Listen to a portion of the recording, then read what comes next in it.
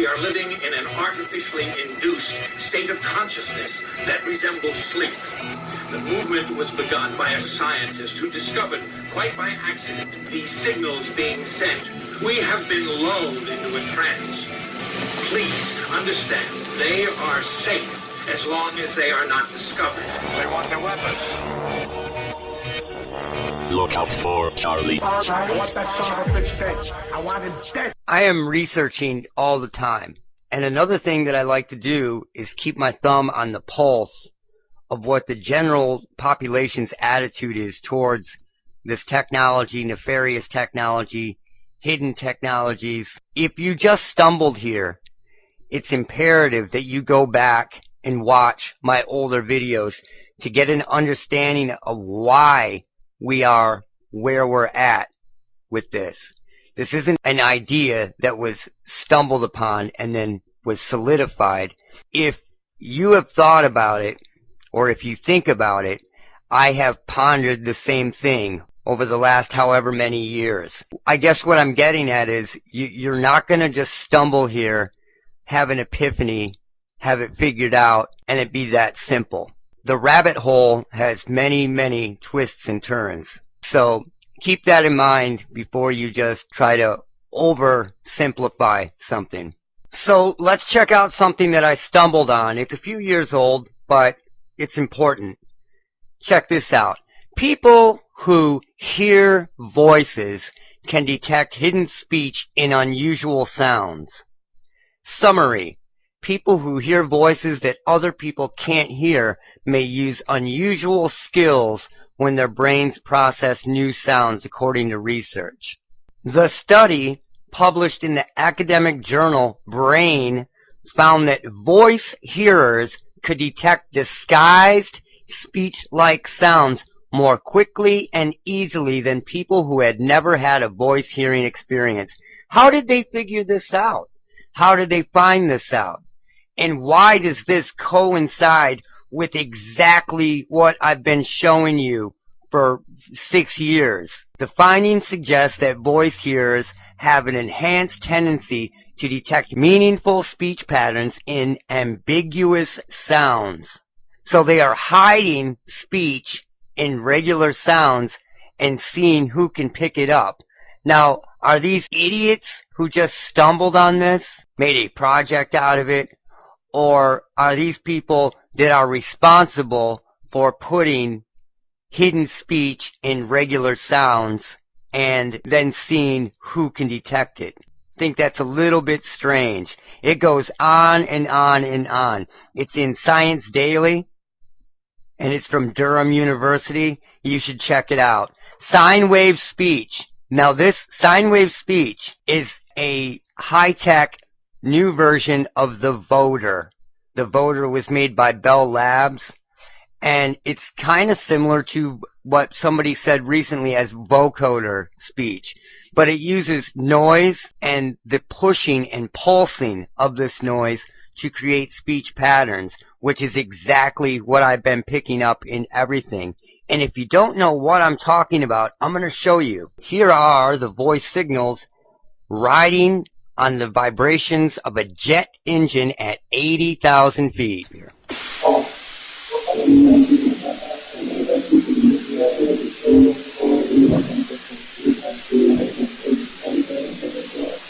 Here's the sound riding on a garbage truck. It sounds like I told you to pay attention. That's what it sounds like almost. Let's listen to it again. You can go through my old videos and you will find example after example after example.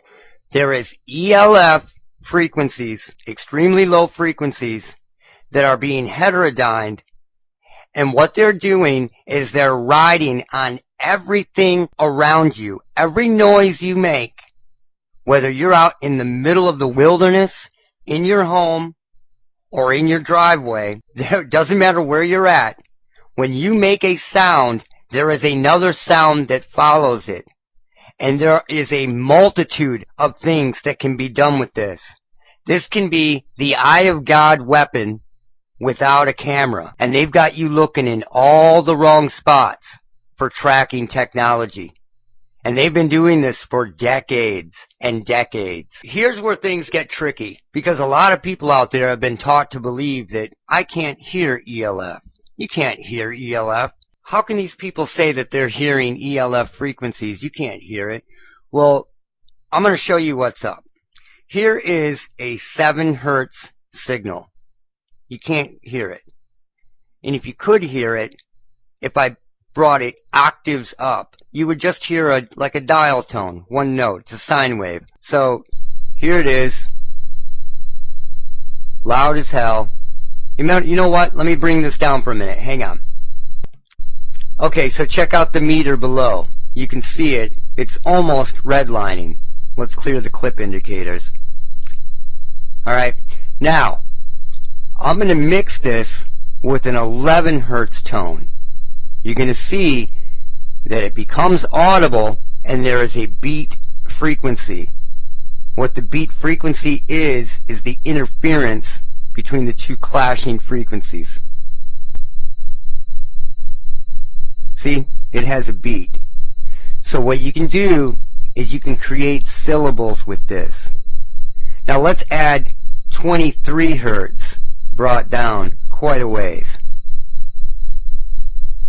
See that? Sounds like a washing machine. And if I keep add a couple more frequencies, this is going to sound exactly like what people hear when they hear the hum or an engine off in the distance.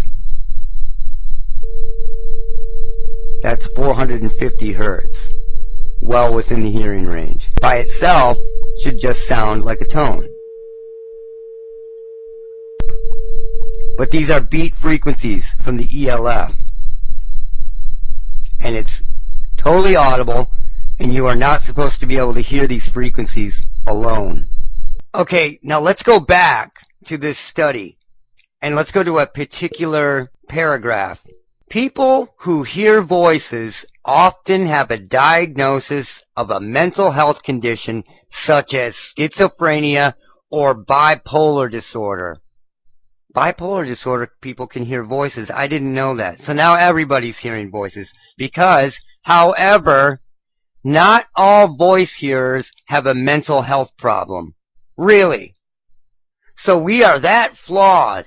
Everybody's hearing voices. Right? Researchers suggest that between 5 and 15% of the general population have had an occasional experience of hearing voices. Fucking really. We would have died out before we got this far if we couldn't trust our senses. And that's just a flat-out fact. Durham's Hearing the Voice project aims to develop a better understanding of the experience of hearing a voice when no one is speaking. The researchers want to increase understanding of voice hearing by examining it from different academic perspectives. What does that mean? And who are these people? These mental health professionals. These mental health professionals, their whole structure of understanding is based on lies. I can go through history and prove one after the other that most of these people that have been diagnosed with some mental health disorder because of something they were experiencing in their immediate vicinity was because of an external source. If I can get audio of that person in their surroundings, 90% of the time I can prove that it wasn't. And they're admitting right here that they are doing these studies with audio. So which is it? Are people mentally ill? Or is there an external source? It is absolute and total clown world that we are living in. I've said this before, but this is the trap. You know, they put these advertisements on television. I used to see these advertisements years ago where they'd say, you know, you're not feeling good, not feeling like yourself. You should go get yourself checked out. You know, your mental health, there's no stigma to it anymore. You know, and this is after HARP and all these other projects were just blasting ELF was everywhere. And all of a sudden, because people have radio frequency sickness, they're being taught that they need to go, there's no stigma to it, that they need to go get checked out. And then they come home and they go, yeah, you know, I've got an excuse now. I've been diagnosed with bipolar disorder. And then, if something happens, they say in the news, you know, if you go missing, if something happens with you, they say, well, they did have bipolar disorder. And then the whole thing just gets blown up. Well, they had bipolar disorder. And it's like, really? So it's weaponized because it's going to get turned on you if something happens. And you need to understand that and really understand what this is about. You can't own a weapon. You can't do pretty much anything. You're a second-class citizen, but there's no stigma to it. Do you think it's a coincidence that many of the people that are hit with this type of experimental ELF and microwave type sound are people who are musicians, audio engineers, producers, people that are heavily involved with music? Music, beats, and patterns are on their mind all the time, 24/7. 24/7. Songwriters, people like that. And because of that, you need to really think about this, musicians out there, because I've had the hard task of really trying to understand this now. Was the music that I wrote my music? Were these beats mine? Or are they created? Are musical trends just beats that are drilled into, or melodies that are drilled in to somebody subconsciously? And you need to understand that music has been engineered, changed. The tuning has been changed to 60 hertz. It coincides with 60 hertz electricity. Understand the change of music. The tone of music changed right around when harp went online. It changed from a scoop to bass, all low-end compressed bass tones. There was a point I was just some musician slash engineer producer type person that was clueless to the overall picture of what was going on. And you need to think about this, because there's a good chance everything that you've created isn't yours. Now imagine, just for a second, that you subliminally threw a melody into people while they were sleeping for 6 months. Let's say a melody, a hook that was on a top 40 album. And then when that album comes out, it's familiar. Wow, it's familiar. Everybody loves it. Totally and completely possible. Because when you sleep now and your brain goes lower and lower, 6, 5, 4 hertz, you have no control over it anymore. It is open. At 4 hertz, everybody is a quote-unquote targeted individual. And this is why you hear sounds, and I bet you that even people that don't want to admit it have experiences where they've heard voices in their sleep that stick out as didn't seem like something from my dream. It seemed like something from an external source. And it was.